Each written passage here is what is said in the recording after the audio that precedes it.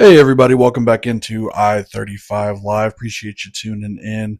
Got another episode here. We're recording in April. Going to talk about a whole manner of things today. NFL, college football, NHL, MLB, all of it. So appreciate you tuning in. As always, if you would, please like and subscribe. Comment down below what you like, what you don't like. Really do appreciate that. As always, my name is Matt. I'm here with my buddy Ryan. Ryan, how you doing today? I'm doing pretty good. Last day of the draft.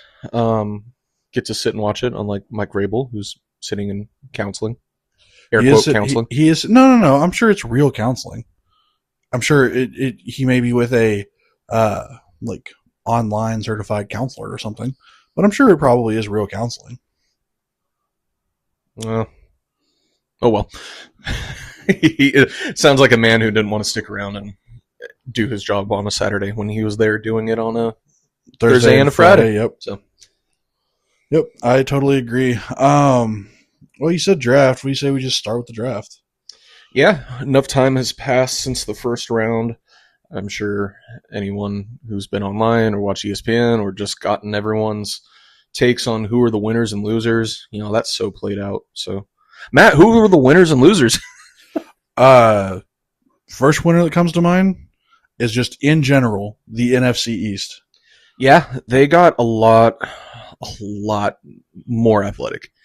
I've been seeing a lot of people say that one of the biggest losers were the Giants because they could have got Sonny Styles and Caleb Downs.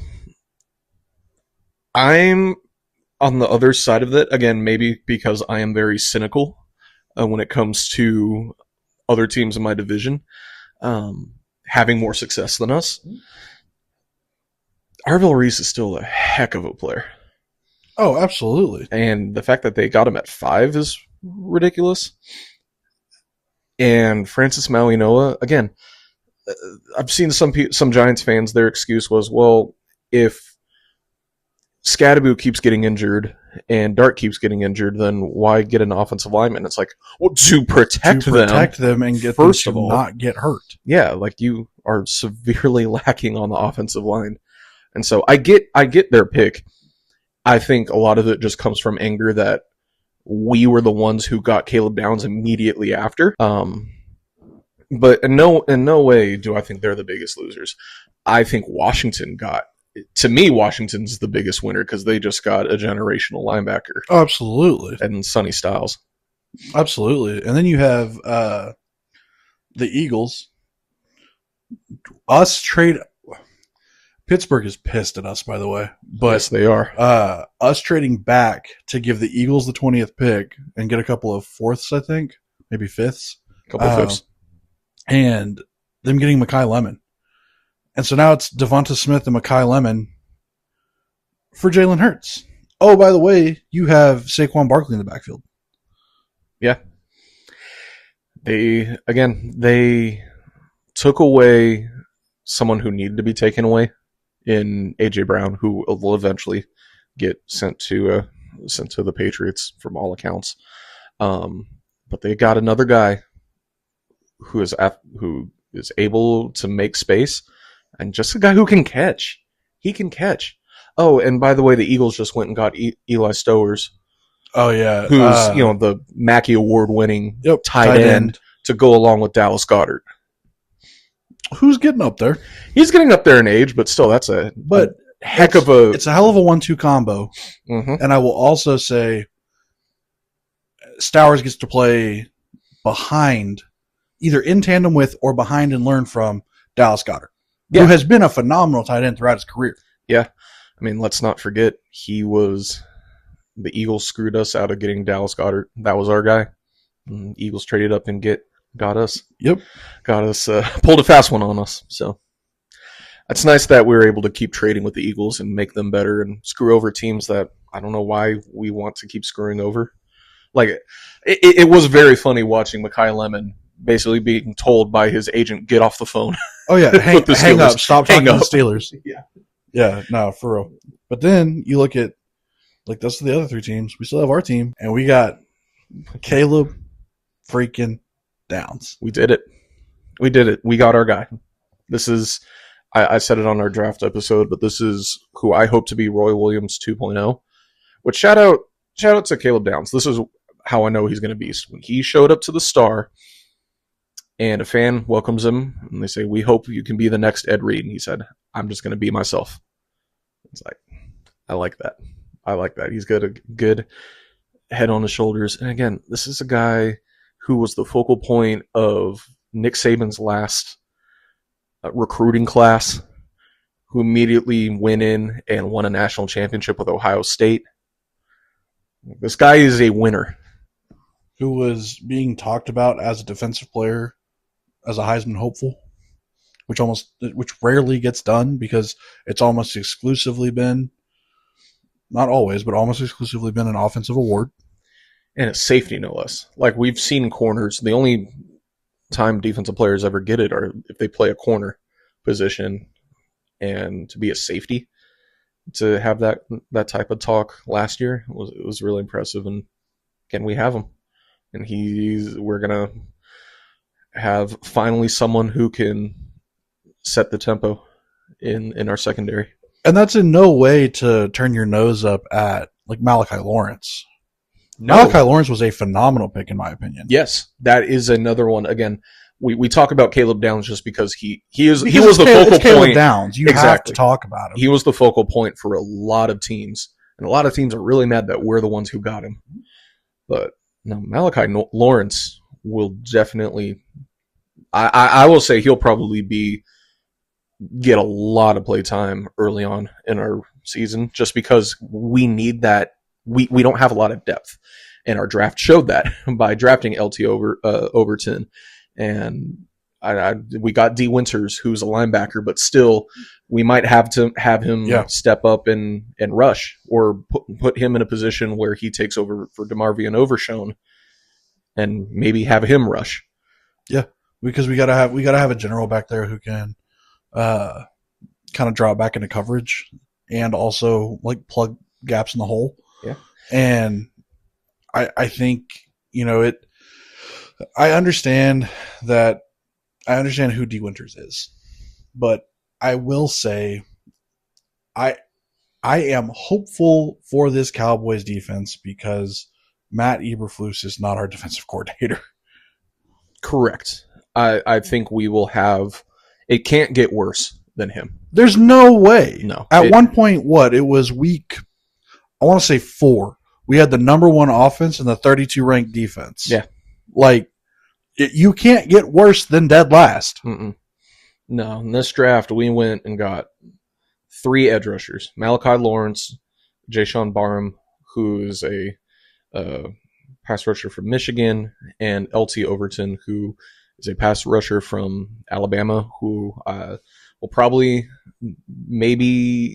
I'm interested to see how it fits, because the 2 other guys that we got are stand-up edge rushers, don't really put their hands in the ground, whereas LT Overton is that kind of guy. So I want to see what that dynamic looks like in our new defense. But yeah, really, really excited that when we need defense, Jerry Jones goes out there and gets defense in the draft. True. He will not bypass that need at all. That's true. And we drafted another tackle. Yes, Drew Shelton. I believe he was the left tackle or right tackle. I thought it was a right tackle. Right tackle. It just says OT, but I think he was the starting. I think he was the right tackle for Penn State last year, and for their playoff team. Yeah. So I mean, it. I don't hate our draft, and I feel like we actually got guys that can do something versus what we've done in the past, which is like, let's take Taco Charlton. Yes. You know what I mean? Yeah. We're not heavily reliant on one guy at the edge like that. And I think, again, this is where, okay, if Malachi Lawrence doesn't work out, we drafted 2 other guys on top of that. So we're not just saying, all right, Taco, you're going to be the focal point of a team that, was the number 1 team in the league at that time. And so we're adding you as this piece to come in and be on the other side of Demarcus Lawrence. Now it's like, hey, we have our big guy in the middle with Quinnen Williams. Now we're just going to start adding depth around. So I'm very hopeful that the front seven gets that depth because, again, we don't have the star power outside of Quinnen Williams. No, but here's my thing. I don't think you don't need star power to win a national championship, a Super Bowl. You need guys. You have to have a guy on offense and a guy on defense, maybe a couple of them that are household names. But you also have to have role players, guys that don't care about the fame, that are going to go in every day, do their jobs, and give you what you need. Agreed. Yeah, I'm really... Again, this is not a flashy draft. This is not as a whole. Again, Caleb Downs is the home run pick. So I'm not discounting that.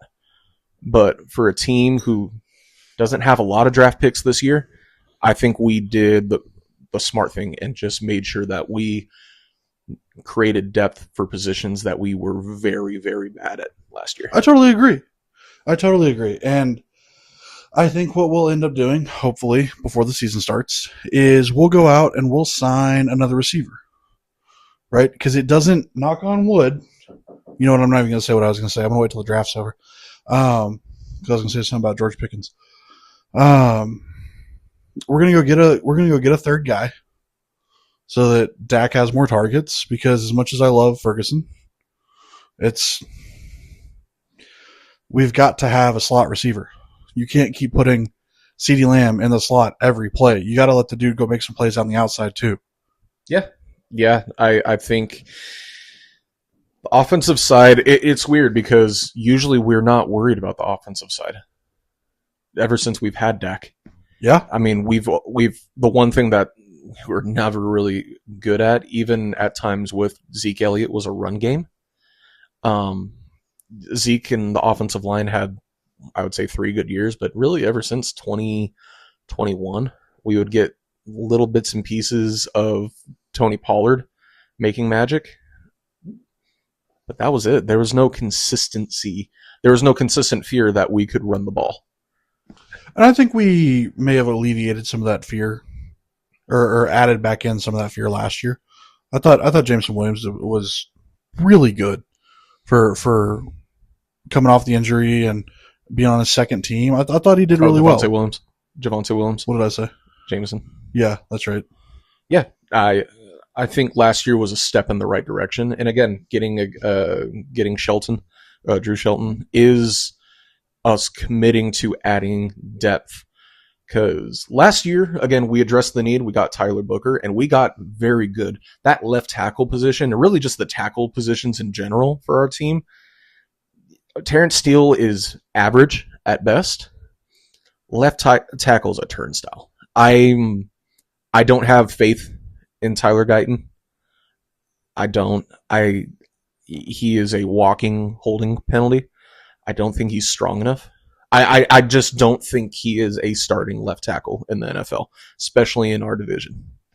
Yeah, in our division, it's hard. So are we going to commit to keeping Tyler Smith at left guard, or are we going to go and put him at left tackle, or is this going to be part of the experiment where we just try guys out and see what happens? I would hope that that's not the case, because we need continuity on that side, especially when you have the highest paid quarterback in the NFL back there. I would hope he'd have a say in it. If I had a say, I'd say let's put Tyler Smith and have Brock Hoffman take his place. Shoddy's got to figure something out. He has got like the stuff like this is his job. I've got to figure out my offensive line combination. I've got to do it. And we can develop offensive linemen, but again, sometimes for whatever reason, these guys just don't have it. I don't think Tyler Guyton has it. Do you think he could convert to guard? No, he's too small. He's too small for guard. Okay. He's too small for guard. Okay. Okay. My first biggest loser, is the Rams. Talk to me about that. I know the obvious reason is Ty Simpson, but I want to hear your rationale behind why they're such losers with Ty Simpson. Because you need like if I'm the Rams and I look at last season, right? If I'm convinced and committed to Matthew Stafford for this next season, maybe the next 2 years, and I think I'm going to get the same level of play, right? I need a wrecking ball on defense, and I need a threat on offense. Whether that's a running back, they could have traded up for Jeremiah Love, but they didn't. And so now you need a receiver probably, or a tight end like Eli Stowers, right? They are, I'm going to say, probably an offensive and defensive piece away from a deep run towards a Super Bowl and possibly winning another Super Bowl. But instead of looking at all the quarterbacks that are going to come in next year's draft, you figured, oh, Ty Simpson's a quarterback from Alabama. Let's take him, and maybe he can learn behind Matt Stafford. Okay, so you want to develop him. That's great. But now you've, in essence, given away your chance at the Super Bowl. And not to mention, what are you going to do if he doesn't pan out? Because we've seen guys that are drafted to sit not pan out, a la Trey Lance. Was he drafted to sit? Because I'm trying to remember the Trey Lance. Did they still have Jimmy G at the time when they drafted him? Oh, okay. He was drafted to sit and learn and then take over. And then he tried to come take over, and we all saw how that panned out. It's interesting. I think this is probably one of the more polarizing picks we've seen because just scrolling through ESPN, CBS Sports, a lot of these picks, they all have him as an A-plus pick. Really? Mm-hmm. I mean, if you're thinking of the future, yes, but again, I agree with you. He does not help you right now. He doesn't. And if you're, like, even if Stafford, God forbid, got hurt, you're going to throw him in there. He'll have a lot of talent, but he, never say never, but I don't think he would be the type of guy to immediately come in as a rookie and take over in a dire situation like that and win you something. I'm hesitant, having time to think about it, I'm hesitant to say that they wasted the pick. I don't think it's a wasted pick. I think it's an early pick. I think they did it a year or two early. Yes, but again, if you're really high on the guy and think that you need to solidify a guy for the future, I understand it. I also understand that, yes, you were a game away from, you're going to win the Super Bowl, a game away from winning it. What other pieces? And this is something that Les Snead and Sean McVay were sitting in there thinking about. What other pieces could you possibly add that could make it better? So I'm legitimately trying to think of where they weren't good. Maybe offensive line, but again, at 13, the top 3 offensive linemen were already gone. I know Vega Ione was still, I can't remember where he got drafted. He was probably after them. But again, if you're not high on him and you're high on the other 3, and then they go, why would you, or even if they weren't there and you still thought Ty Simpson was the better player, you got to stick with what you're evaluating. You can't panic and say, let's just get another offensive lineman. Because what if you have your tackles already for the year? You know, are you really going to go and draft this one? And again, are you going to take the 13th pick and draft Casey Concepcion?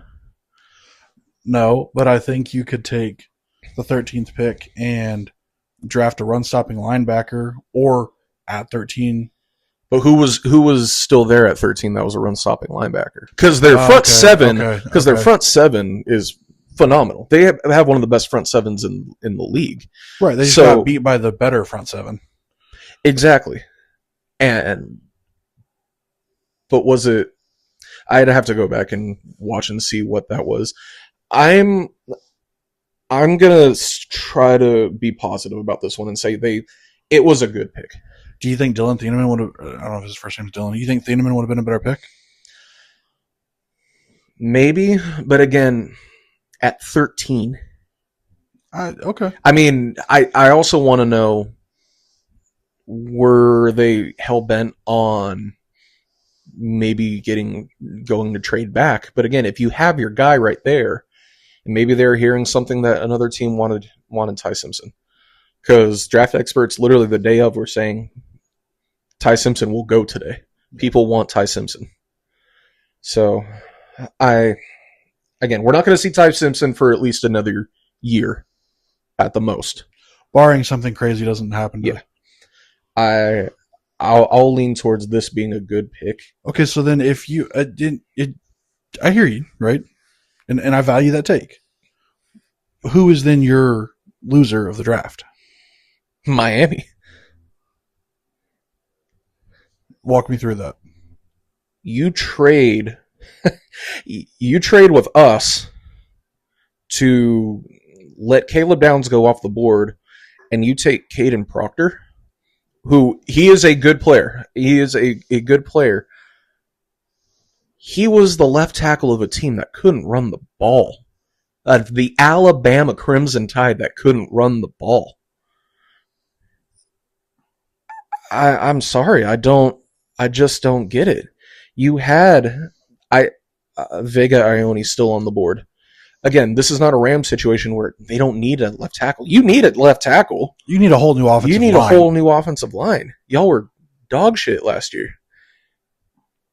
I really think that they could have used that pick specifically, I think lost them the draft. I think if I don't know much about Chris Johnson, and I'm not going to pretend that I do. So draft experts said that was a good pick for 27, so I'll believe it. You could have done so much better with that 12th pick. That would be mine. The other one, again, I'm just going to go purely based off of the first 3 picks in the draft. Minnesota. What are you doing drafting Caleb Banks at 18? I don't know that Minnesota knows what they're doing in general. I'm very confused by that pick. And also you trade Jonathan Greenard to the Eagles. Like, I just don't get what their plan is. You take a guy who has foot issues as a defensive tackle, 18th overall. It makes no sense. That could have been a Thieneman pick. You're losing Harrison Smith. True. Again, I'm very, very, very confused about what they were doing. I'll give you a winner real quick. The Jets? No, I have them as a loser. You have them as a loser? Mm-hmm. Even with all those defensive picks?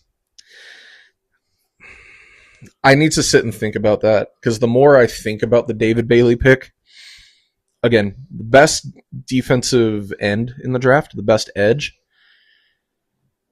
you needed so many people. I really think that would have been a good Sonny Styles, Arville Reese pick. Someone in the middle that can control that defense, that can lead that defense. I don't know if an edge rusher can do that for you. That's fair. That's fair. You need leadership above all.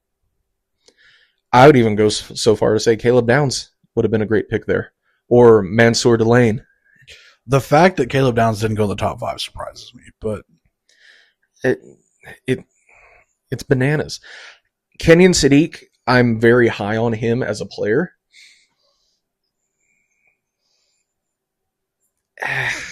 At 16, that wasn't probably a need. I don't think it was, especially since you drafted Jason Taylor's son in the 2nd round the year before, Mason Taylor. What was the plan with that? Are you just grabbing the best player available, the best athlete available? I will say what helped them was getting Omar Cooper. Oh yeah, that helped their stock, and getting D'Angelo Pons, who at pick 50 is a steal. Also, what are you doing drafting Cade Klubnik in the 4th round? What are you doing there? I saw that earlier. I don't know. What is the plan there? He was okay. He was fine. He didn't make Clemson better. He just didn't make him worse. He's a game manager. I mean, I'm very confused. I'll give you another loser of the draft. Jermod McCoy. I just feel bad for him. I do too. I feel so bad for him. Like, again, all these draft experts had him high, which he should have been, but he didn't even play. He didn't play last year.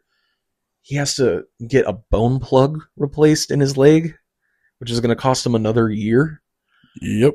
So, I mean, you're going to take this as a redshirt year, which good on Vegas for getting him. Right. Which, Vegas, my God, great draft altogether. Great draft, Vegas. Very, very disappointed that I'm rooting for him. I hope he can overcome this. Very disappointed in how that ended up for him. Totally agree. You excited for Fernando Mendoza? I am. I'm excited to see what's going to come of that team. I mean, he's going to have Brock Bowers to throw to. He's going to have Ashton Genty behind him as the bell cow. As long as they keep beefing up that offensive line for him, I'm pretty excited. One last winner, Tampa Bay. Yeah, you have Ruben fall to you at 15. You get Josiah Trotter in the 2nd round. Keontae Scott from Miami. You're getting dudes on defense. Yeah, you're getting winners on defense. Great. Yeah. Oh, I'm excited for Tampa Bay. Tampa Bay is just a team you like to root for. They are. They're tough. They're scrappy. Every once in a while, they'll come and surprise you with having a heck of an offense, or they'll win their first 3 games on game-winning drives by Baker Mayfield and win them all by a combined less than 5 points. Yeah, absolutely. It's I think they're another big winner. How do you feel about Kansas City trading up 3 picks to get Mansour Delane? I don't understand why they did it, because they could have gotten him 3 picks later. I agree. The 2 picks afterwards, getting Peter Woods, who at the beginning of the year was projected to be a top 5 pick, and getting R. Mason Thomas in the 2nd round as well. Again, beef up that line. It will. And I don't hate the R. Mason Thomas pick. I just don't understand. Please don't take this as I think Mansour Delaney is not they got him at what? 6? 6. So I don't think he's not a top 6 caliber pick. I don't understand why, with who went after him, they would have gone before him anyway, why you would waste capital to go up 3 picks. Unless the Chiefs know something that we don't know, he probably still would have been there. Yeah. It looked like there's confusion. Not confusion, but just apathy in their war room. People just kind of standing around oh, okay, cool. I think he will be a good player. CBS Sports has it as a B- pick. I think he will be a good player, but I agree with you. He was going to be there regardless. So, very interesting on that front. Yeah. Final thoughts on the draft? Final thoughts. I think our division got better. Way better. Us including. I think we will have. I'll give the hot take. I think we're going to have the team in the league that has 3 teams in the playoffs. I think when the NFC East is just good all around at football, the NFL is a better product. Mm-hmm. I agree. I think for our division, I think the Eagles by default will win it. Again, just experience. I don't think they'll be like the world beaters they were 2 years ago. I think the Giants make the playoffs as a wild card. I think it's the Eagles, the Giants, and us. Yes. I still don't think Washington is there yet. They're getting there. I think they go either 7-9 or 6-10. Yes. I think they'll be the bottom of the division. It's very surprising how much they put into that roster last year, and it failed so spectacularly. Like, taking the Jaden Daniels injuries aside, what did you get out of Deebo Samuel? What did you get out of these veteran guys that you brought in? They were the oldest team in the league, and it wasn't even close. And they looked like it. They did not look good at all. How much are you getting out of Terry McLaurin? Yeah. I said 7-9. I meant 8-9. 8-9.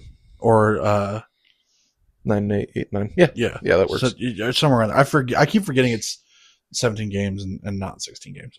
Yes. They got nothing out of Deebo. What have you gotten out of Bobby Wagner? Other than a man of the year. Well, yeah, but man of the year is off the field stuff. I know. Oh, okay. I was like, yeah, I agree. One of my sleeper picks, by the way, one last thing on my front from the draft. Yeah. 6th round, Cleveland drafts Taylon Green, quarterback out of Arkansas. Again, adding more people to that cluster of a quarterback room. I'm very high on that guy. Taylon Green was great at Arkansas. He was great at Arkansas. It was not his fault that Arkansas was so bad. No. But he is an athletic specimen playing there. I'm very, very excited to see it. And again, good on them. They're very quick to shut down rumors that he would be a receiver. He will be a good quarterback. I don't think Cleveland's the right spot, but I'm glad that someone is taking the time to choose him. Absolutely. So. Absolutely. I totally agree. Let's change gears here. So all these great players go in the draft. How does that affect the college landscape? So why don't we go way too early, like post spring game, kind of discussion here about the NCAA. Yeah, we're seeing a lot of teams who are losing a lot of depth. Again, Miami lost all of their key players on defense. Mm-hmm. Pretty much. They lost Keontae Scott, Ruben Bain, Akeem Mesidor. A&M lost all of their offensive weapons. They did. Their offensive line. And they lost Cassius Howell on their defensive line. Mm-hmm. I'm very, very interested to see how teams that ruled the college landscape for a while, like the Alabamas, the Georgias, how this is the last real draft of their best players that were on those, like the 22 teams, the 23 teams. They're all gone now. Georgia. I was down on Georgia last year. Gone. I was down on Georgia last year, and they still came back in and made the playoffs and played the game of the year against a surprising team in Ole Miss. Yeah. I'm going to be that guy again and be down on Georgia again. Again, it's Kirby Smart, so he'll probably just throw that in my face. They bring back Gunnar Stockton. Who's he throwing to? Zach Branch just went in the draft. Colby Young just went in the draft. Oscar Delp just went in the draft. Who's he throwing to? Yeah. Who's on the defensive side that we can say confidently that, because their defense wasn't all that good last year. I know. They gave up a lot more points than they should have in a lot of key games. They did. So who do you think? Let's do it this way. Give me your top 2 in each of the Big Four conferences. Okay. So I'll just go down the list here. ACC, again, it's such a terrible conference. I'm just looking at the boards right now. I might go chalk and say Miami and SMU. I was going to say SMU and Virginia. They're bringing back. Oh my God, Chandler. What's his name? The quarterback who's been in college for like 10 years now. He started at OU, played at TCU, been all over the place. Chandler, they're bringing him back. I can see it. SMU, it's such a bad conference. It's almost irrelevant now. I'm very disappointed in how Georgia Tech wound up. Oh, I last am year. Too. I do like when SMU is good though. Yeah, it adds especially here in the DFW area, it adds an extra team that we can be high on and something that we can care about. I do find it surprising that Duke, in a lot of these prediction boards, are so low in their conference, considering they're the reigning conference winner, which is dumb to say because they're nowhere near being eligible. It's sport bias. It is. It's sport bias. You think Duke, you think of basketball school. It's the same thing with North Carolina. When Drake May got drafted out of North Carolina, I was like, who is Drake May? North Carolina has a football team? Like, you know what I mean? Like, it's sport bias is what it is. Yeah. I'd take a flyer on Virginia Tech this year. Okay, because of James Franklin? Mm-hmm. Okay. Again, I don't think I'm not the biggest James Franklin guy, because I think that he was severely overrated for the expectations that Penn State had. Do you like James Franklin now more that he's not at Penn State? It certainly helps. Okay. But again, if the expectation is to win the ACC, and the team that won the ACC last year was 8-5, yeah, or 8-4, whatever their record was, I can see Virginia Tech doing that. You know what? Give me Miami and Virginia Tech. Those would be my two. I'm going to say SMU and Virginia. I love how neither of us said FSU. Love that for us. Yeah, they're going to fire that coach. Oh, I know. You want to do Big 10, or you want to go Big 12 first? I'll do Big 12. Okay. Give me Texas Tech. Ain't no other team's going to compete. Okay, I said the top two. Say it. No, we're still pretty early on. I think we have a chance. The great and powerful Oklahoma State. I think they have a chance. But I'm going to give some Arizona State again some love. Again, they don't have the talent that they had 2 years ago when they won the conference, but Kenny Dillingham's still one heck of a coach. I'm not going to count that guy out. I think I agree with you. I think you got to go Arizona State and Tech. I agree that Tech is going to win. Tech, if I'm going to take a flyer on anybody, I'll take it on Arizona State. Arizona's not bad either with Fafita coming back. Yeah, but I still think Arizona State is better than Arizona. I don't think, TCU's not going to do anything. Kansas State's not going to do anything. Iowa State's not going to do anything. Colorado isn't there. Cincinnati's not there. So, yeah. Yeah, those would be my picks. Big 10. Again, it seems chalk, but Ohio State and Indiana. I'm a little fed up with the Big 10. I'll tell you why. Not because I'm sick of them winning the national championship. Okay. It's because they have two teams that really disappointed me last year. Michigan and? No. Ohio State and Oregon. Okay. The fact that, again, and that's a big credit to Indiana, but Ohio State had one of the most talented teams we've seen in a long time, especially on defense last year. Mm-hmm. And they fell flat. Can Julian Sayin come back and lead them? Yeah. And what would be the last year of Jeremiah Smith there? Absolutely. And Oregon, you're getting another year of Dante Moore before you have to ride out the Dylan Raiola experiment. Just be Oregon, damn it. It's getting to a point where you either shit or get off the pot. Yeah, it is. Because you went and played Indiana in the Final Four, the semifinals, and it literally the first play of the game. You didn't get off the bus. You didn't even get off the bus. And you got to win a big game. You got to win a big game in the playoffs. Not playing a hapless Texas Tech team. Either do it or don't. Yeah. I'm sick of that, honestly. So give me Indiana and Ohio State. I'm going chalk. I have a differing opinion. Okay. I think, and I really think I'm going to end up being wrong here.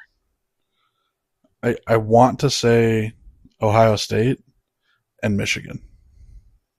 I want Michigan to have gotten rid of Sharon Moore and just come back and have just the biggest like FU tour that you've ever seen. Not because I care about Michigan, just because I think it's good for college football. Do you think Kyle Whittingham can get more out of Bryce Underwood? Yeah, because I think Kyle Whittingham's focused on football. Yeah, true. That's a great point. Like, just straight up. Again, and these opinions are subject to change because we'll come back in August and do this all over again. Oh, and have completely differing opinions. It's Exactly. April. Yes.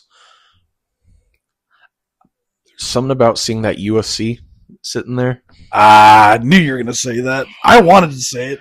My Heisman dark horse, Jaden Maava. Jaden Maava. I was high on him last year. I'm going to ride for Jaden Maava this year because I really think another year with Lincoln Riley can help so much. Who is a quarterback's coach? He has literally had the best of the best quarterbacks. Super Bowl winning, Heisman winning, first round pick quarterbacks. Yeah. And I think Jaden Maava's probably the most physically gifted of them all. Okay. So I don't know. They're sitting there.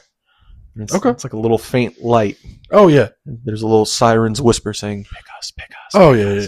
No, I get that. And then I want to say the big one, but I guess I can't call them the big one because it's been, over 1,000 days total since an SEC team won a national championship, but the SEC. Yeah, Georgia is still the favorite. Don't get it. Again, I don't know why.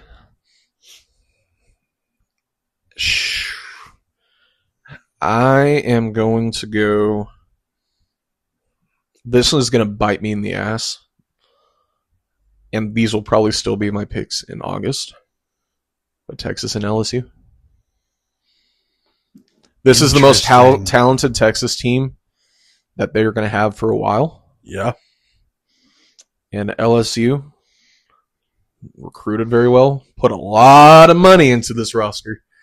A lot of money into this coach. And it was very controversial how he got to this point. I think it's, even if they lose one game this year, that loss is going to be the most scrutinized loss any team will ever have. Oh, yeah. With how things have shaped out. But it seems like it's like Bear Stearns. It's too big to fail. Okay. So is this 2019 LSU too big to fail? They didn't fail. But you know what I mean. The hype around this team, not even the players themselves, just everything around this team. If it fails, it could ruin a lot of people. Okay. Especially in year one. Okay. Like, can you imagine if they had like Brent Venables' first year where they went 6-7? Like that kind of disaster multiplied by 1,000 because of their head coach and because of how all of this happened. Who's going to be their quarterback? Sam Levitt. That's right. Okay. That's what I'm saying. They put a lot of money and effort into this team. Okay. So I think this is going to be the worst. Am I allowed to abstain from picking Texas because it scares the fuck out of me? So you're picking Texas. Okay. So I think this SEC could either be really good with how much change has happened in this conference, or it's going to be god awful, or it will be god awful. Because what do you do with A&M there? This is year 3 of Elko.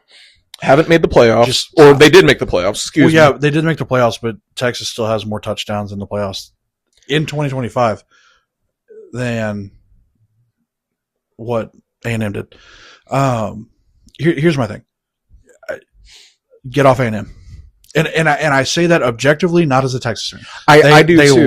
They lost all of their offensive weapons. Marcel Reed is not the guy. He can't do it by himself, and he doesn't have the clutch decision making. He's thrown too many picks at the end of games, and they lost Cassius Howell. They lost other players in the transfer portal, not just the draft.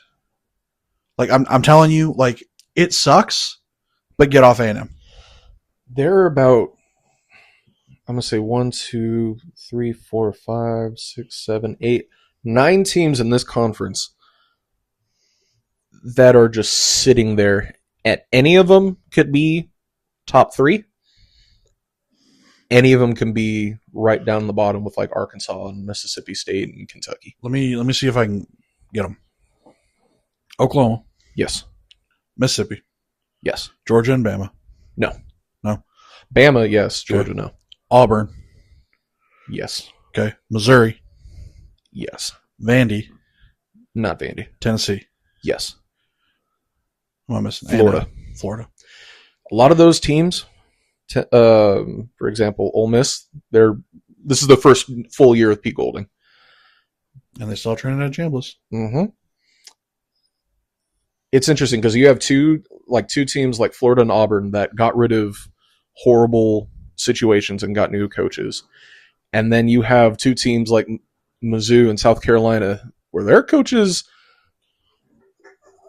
like Shane Beamer's on the hottest of hot seats. Yeah.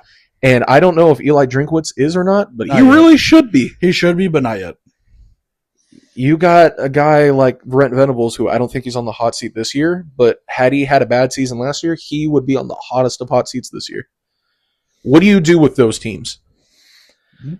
Like any one of them, and I'll even put Kalen DeBoer on the hot seat. No, he's not on the hot seat. I think he is. They just extended him. Why would they? That means nothing. Why would they extend him to then immediately buy him out? To show him and the fan base that they still have confidence in him, but the most toxic place in all of sports is Alabama.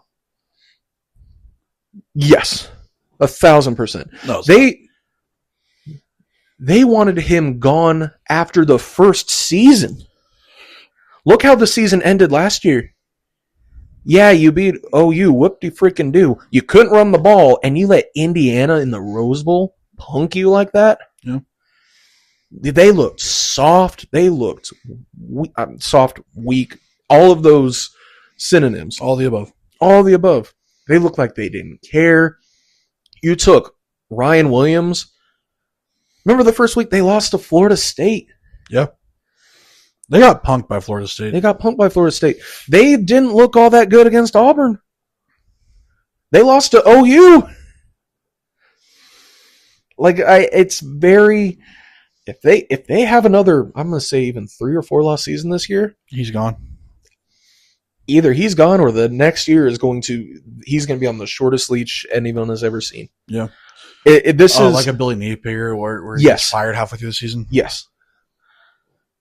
It's a very interesting conference because it could be either real bad or we might see 6 teams like last year make it. Yeah. What are your feelings on Oklahoma? I'm just curious. I don't want them to be good. I don't know. It's tricky because I still don't believe John Mateer is good. Okay. I don't know what firepower you're adding to that team.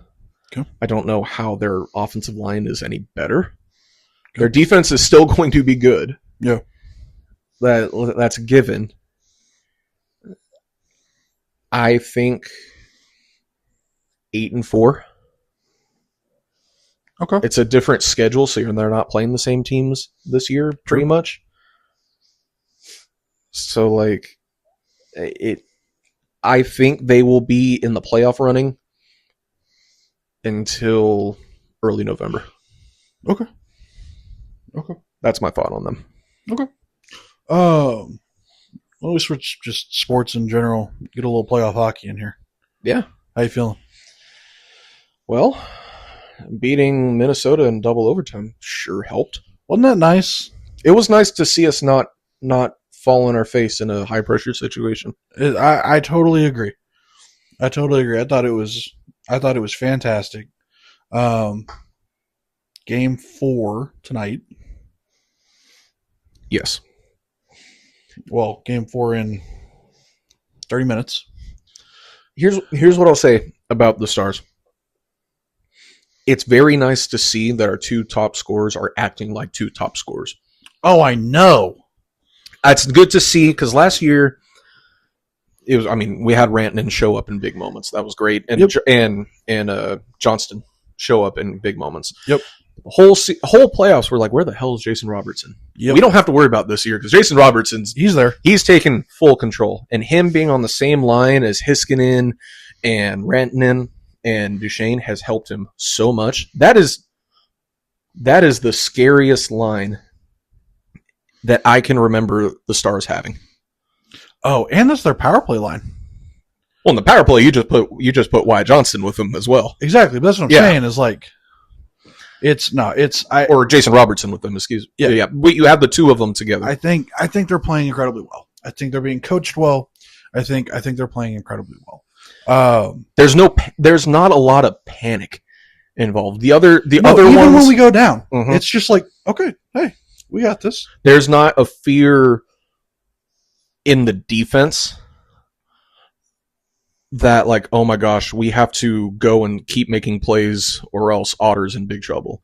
Even Otter, and again, in a position where they took a 2-goal lead, gave up 3 goals. Otter could have just completely fallen apart after the offense did so much, but he stayed composed. And didn't let another one in. Mm-mm. And that includes the third period and 2 overtime periods. That being said, Volstad is a heck of a goalie for the Wild. Oh, Volstad is. absolutely. He's going to be a thorn in the West Side for a very long time. Let me just tell you, it took some stones for them to be like, okay, we're going to play this rookie because we think he's better. He is. And this kid is just producing. He's phenomenal. I'm very scared that he's going to be, again, a thorn in our side for a very long time. But you got to give credit where credit's due. Absolutely. He's a great goalie. He's a great goalie. How are you feeling with just the rest of the layout? I think Colorado's going to win it easy. Utah's up on Vegas. I did not see that. Yeah, that is a war. One series I'm happy that it ended up the way it is because of this one. The way the playoff format is. Lightning in Montreal. Oh, they are fighting every time they battling. Play. That is a battle and a half. I'm so excited that is a playoff series that we're getting right now. Again, we're not seeing Florida, we're not seeing Tampa Bay, teams that we're used, or not Tampa Bay, Toronto, that we're used to seeing in the recent years in the playoffs. Anaheim's in the playoffs. That's fun. Anaheim's in the playoffs. Exactly. We have the Kings in the playoffs, which their time might be up. R.I.P. to Anze Kopitar, but we're getting some good matches. Again, like you said, Vegas is on their heels, which it shouldn't surprise us because of how much turmoil that team has been in. Yeah, but they're playing against Utah, and it's like, oh yeah, Utah has a hockey team. Do you see that they did a Vegas jersey buyback in Utah? Did they really? Mm-hmm. Because they didn't have a team, so I guess the closest team would be Vegas. And they're like, hey, if you want to root for us, come, we'll buy back these stupid Vegas jerseys. And that's so funny. That's awesome. I like that they're getting into the pettiness. I think this is a much better place for them than Arizona ever was. Because as they've shown with the Jazz, they can get into it. Those fans, those fans are scary. Yeah, it's fun. Who else is in there? Pittsburgh, Philly's in there. I think Pittsburgh, unfortunately, might be getting swept here. Gross. If anyone knows me, I hate all things Philly, so yeah, it's very disappointing. I'm currently watching Game 4 of Carolina Ottawa, and it is tied Tied 1-1 1-1. in the second. And there's a major brawl where there might be a 5-minute major. Our guy got Chris Drapered into the glass. There you go. There you go. Come on, Brady.